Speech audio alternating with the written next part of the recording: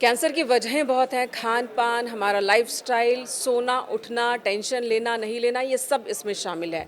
अब बहुत शॉर्ट में बताया अभी डॉक्टर सर ने। अंशुमन जी, अब ये बताइए कि बच्चों में भी कैंसर, अब तो बहुत बड़ी संख्या में बच्चे भी कैंसर से ग्रसित हो, किस तरह के कैंसर बच्चों में होते हैं?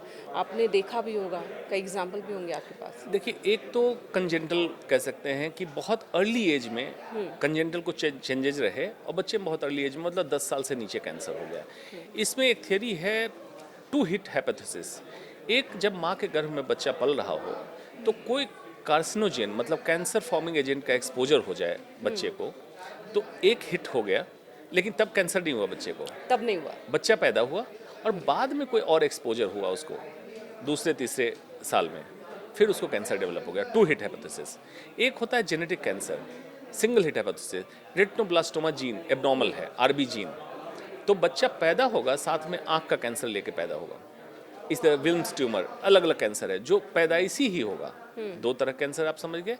अब तीसरी चीज समझिए, एक्वायर्ड कैंसर 10 साल के बाद। माँ के गर्भ में जब बच्चा पल रहा है तो कुछ केमिकल का एक्सपोजर माँ को हुआ, जैसे मैंने बताया पीफैस, नॉन स्टिक तवा आप इस्तेमाल करते थे बहुत ज़्यादा, या नॉन स्टिक उस तरह की चीज़ें। पिज़्ज़ा के ऊपर जो रैप्ड आपका पेपर आता है उसमें पीफैस है। पीफैस ओबिसोजेन है। ओबिसोजेन मतलब मोटापा कराने का तत्व, लेकिन इसमें कैलोरी नहीं है, आपने कोई एनर्जी के लिए नहीं खाया, लेकिन ये मोटापा करा रहा है। और साथ में कार्सिनोजेन भी है, ओबिसोजेन एंड कार्सिनोजेन। ये प्लेसेंटा के थ्रू जाता है, बच्चों पे असर करता है, और ये बच्चा अपने बॉडी में इस केमिकल को लेके पैदा होता है। एक समय के बाद, क्योंकि बच्चा का ग्रोइंग सेल होता है, बहुत जल्दी कैंसर का रूप लेता है। इसीलिए पीफैस को कहा था फॉर एवर केमिकल, मतलब ऐसा केमिकल जो ये सदैव आप रहेगा। बोल रहे हैं कि ये एक्सपोजर तब हुआ है जब बच्चा गर्भ में है, गर्भ में था। और जब बच्चा खुद जो बड़े हो गए हैं, जो पिज्ज़ा खा रहे हैं, सेवन कर रहे हैं, जी उनमें भी इसी तरह से डर जी, है? अब मैं उस पर आ रहा हूँ। अब मान लीजिए कि एक है कि आपको एक्सपोजर नहीं हुआ, अब बच्चे बड़े हुए, अल्ट्रा प्रोसेस्ड फूड खा रहे हैं। अल्ट्रा प्रोसेस्ड फूड आप कह सकते हैं जिसको मैं कहता हूँ पॉइजन।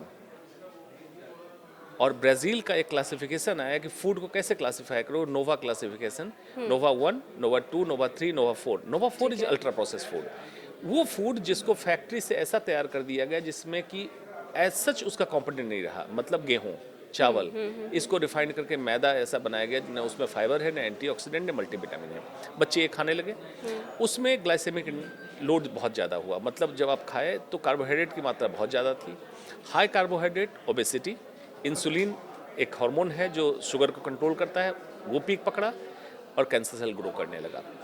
आप जब प्लास्टिक के डब्बे में ऐप बेस्ड खाना मंगवाते हैं, बिस्फेनॉल ए और थैलेट्स लीच किया, बच्चा खाना खाया, फ्रिज में रख दिया, फिर अगले दिन माइक्रोवेव में गर्म किया और केमिकल लीच हुआ, कैंसर का कारक।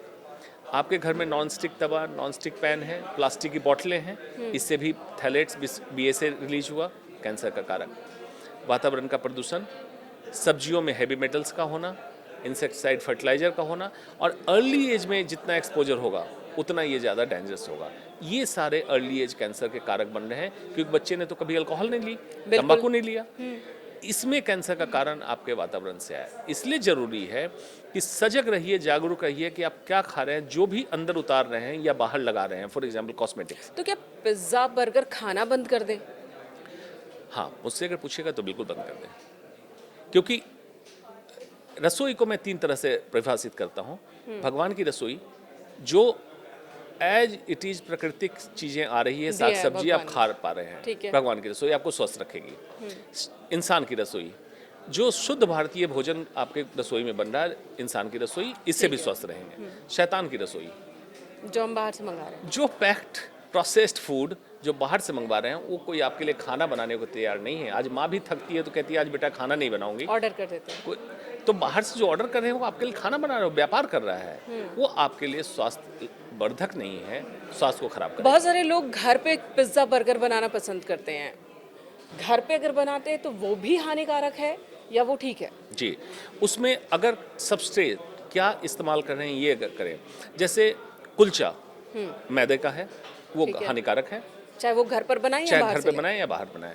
अगर आप कुछ ऐसा अल्टरनेटिव ढूंढते हैं पिज्ज़ा बनाने का कि होम बेस्ड आटे का आप बेस बनाएं, घी मेयोनीज की जगह इस्तेमाल करें, चीज़ की जगह बटर और इस तरह की मलाई का इस्तेमाल करें और हरी साग सब्जियों का इस्तेमाल करें, तो इंडियन पिज़्ज़ा इसका नाम दीजिए। शायद कल कोई हेल्दी होने के कारण वर्ल्ड में ज़्यादा पॉपुलर होगा, रादर देन कि जो पिज़्ज़ा आप खा के बीमार हो रहे हैं वो आउट हो सकता है।